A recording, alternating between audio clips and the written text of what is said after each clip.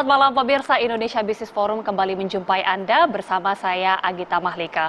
Pemirsa, tadi kita sudah menyimak bersama tayangan bahwa setelah diduga adanya tindak pidana penistaan agama, kini Forum Indramayu menggugat, kemudian melaporkan adanya dugaan penyelewengan zakat dan juga infak di Al Zaitun. Benarkah demikian pemirsa? Malam ini kita akan membahasnya bersama juga dengan sejumlah narasumber. Saya akan perkenalkan satu persatu. Yang pertama hadir di studio TCI, studio TV On sudah ada Sekretaris Utama BAS, Bapak Muklis Muhammad Hanafi. Selamat malam, Pak Muklis, boleh dicoba audionya? Oke, selamat malam. Selanjutnya juga ada Wakil Sekjen Majelis Ulama Indonesia, Bapak Emzia. Selamat malam, Bapak. Boleh dicoba audionya? Selamat malam, Mbak Gita.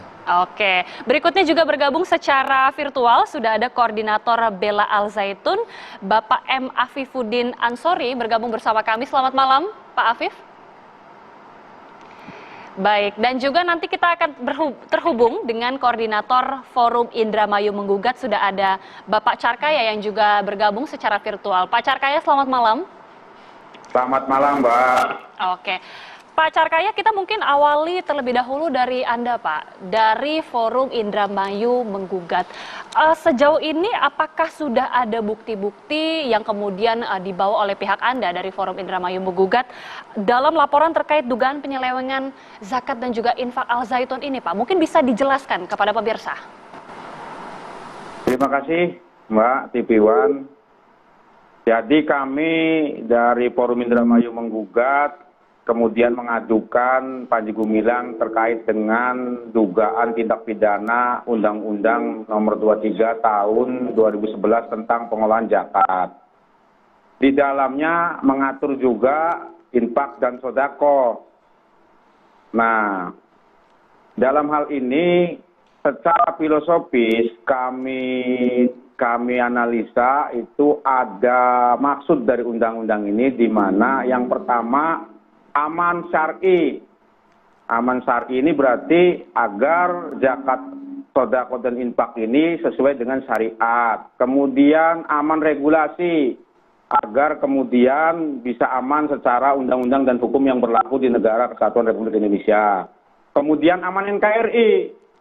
Jangan sampai zakat, infak dan sodako ini kemudian menjadi alat untuk merongrong NKRI, seperti untuk membiayai teroris, radikalisme, dan sebagainya. Terkait bukti-bukti, itu sudah gamblang. Bareskrim menyatakan juga kemarin bahwa ada orang yang diduga juga mengelola yayasan dan mengumpulkan dana. Kemudian yang kedua juga pernyataan Pak Mahfud MD juga jelas itu, bahwa di rekening Panji Gumilang ada transfer dari Gubernur NII. Gubernur NII ini kan bisa kita terjemahkan, ini adalah umat. Dan banyak juga Halo? Ya. Ya. Pak Carkaya, suaranya sepertinya agak terputus, Bapak. Bisa dilanjutkan? Halo? Iya, silakan, Pak. Yang mengaku mantan NII dan masih menjadi anggota NII. Menyatakan bahwa mereka juga mengumpulkan itu sejak 1993. Sampai sekarang masih mengumpulkan dana-dana, infak, zakat, sodako, dan sebagainya.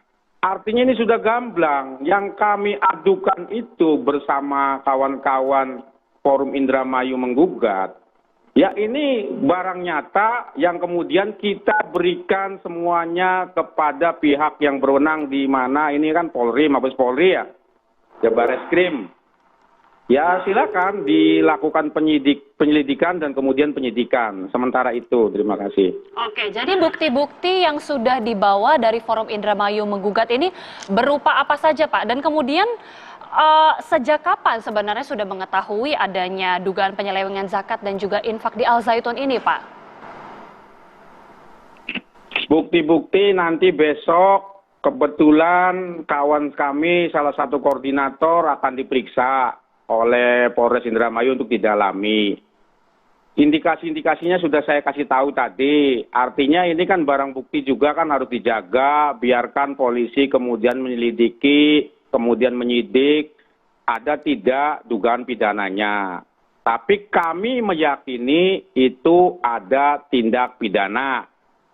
Kami Forum Indramayu Menggugat sebenarnya mengetahui sudah lama, tetapi kami menganggap segala sesuatu yang sudah dilaporkan oleh pihak lain, misalkan terkait penistaan agama, undang-undang ITE, dan sebagainya, itu sudah dilaporkan, jadi kita tidak perlu mengadukan atau melaporkan. Karena ini belum diadukan dan belum dilaporkan, maka kami menganggap perlu mengadukan. Sudah kami adukan.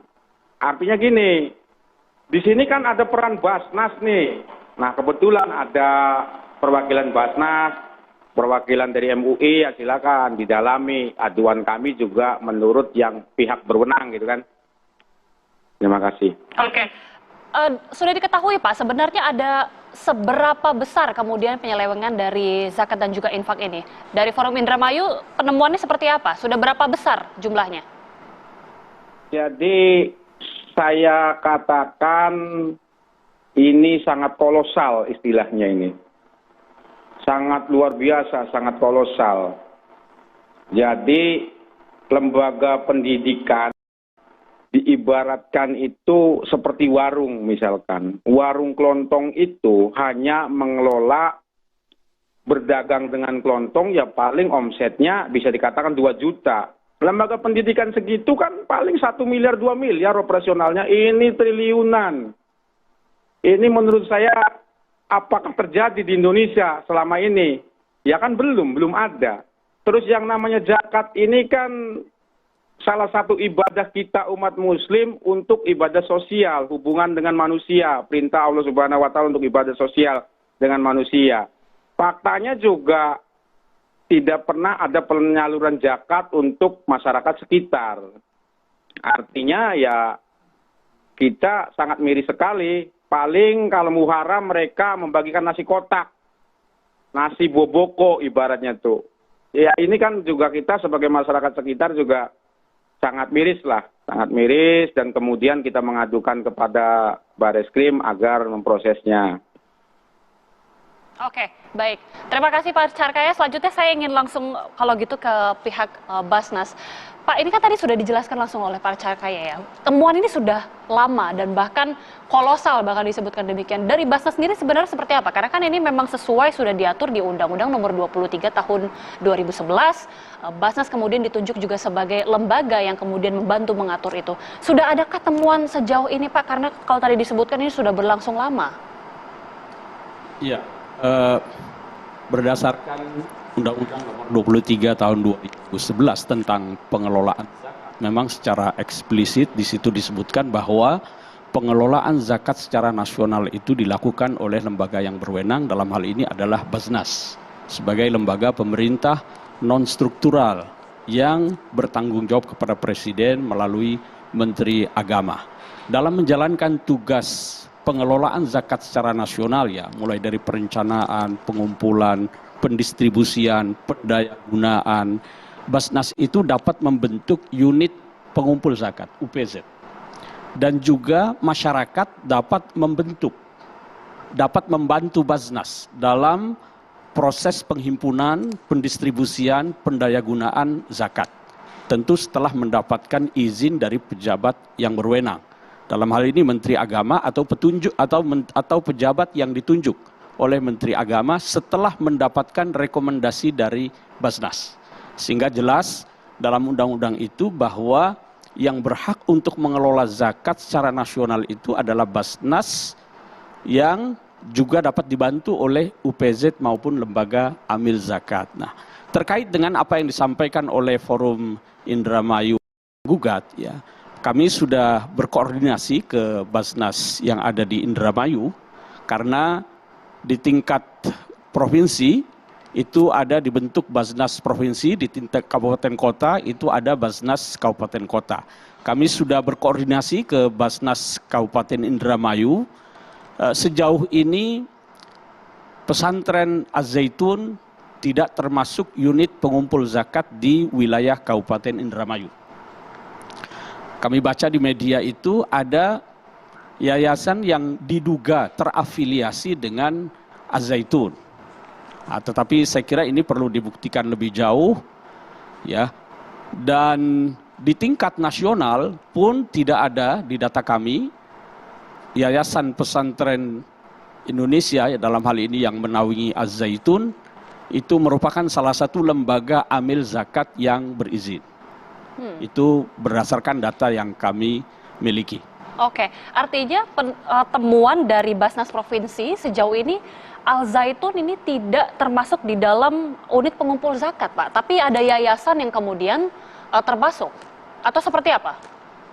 Az-Zaitun bukan UPZ, baik di tingkat kabupaten atau provinsi, dan juga bukan merupakan lembaga amil zakat. Kalaupun ada dugaan yayasan tertentu yang berafiliasi kepada Az-Zaitun, itu silahkan masyarakat menyampaikan pengaduan masyarakat. Karena memang berdasarkan Undang-Undang Nomor 23 Tahun 2011, masyarakat itu dapat berpartisipasi dalam melakukan pembinaan dan pengawasan terhadap Basnas dan LAS. Sehingga kalau ada penyalahgunaan, penyelewengan dana zakat, itu dapat disampaikan. Pengaduan tersebut dilaporkan kepada kami. Selanjutnya kita akan melakukan verifikasi tentu saja. Sejauh mana kepatuhan lembaga amil zakat tersebut terhadap syariat, itu nanti akan dilakukan oleh Kementerian Agama. Begitu juga terkait dengan audit keuangannya. Kita akan lihat ya sejauh mana ada penyimpangan. Karena lembaga amil zakat itu berkewajiban untuk menyampaikan laporan yang sudah diaudit. Untuk keuangan itu diaudit oleh KAP, Kantor Akuntan Publik, lalu kemudian kepatuhan syariahnya itu diaudit oleh Kementerian Agama. Bagaimana kemudian penelusuran terkait dengan yayasan-yayasan yang tadi berafiliasi dengan Pondok Pesantren Al-Zaitun tadi? Seperti apa kemudian penelusurannya, Pak? Tapi mungkin bisa dijawab usai jeda. Kami akan kembali pemirsa sesaat lagi. Tetaplah bersama kami.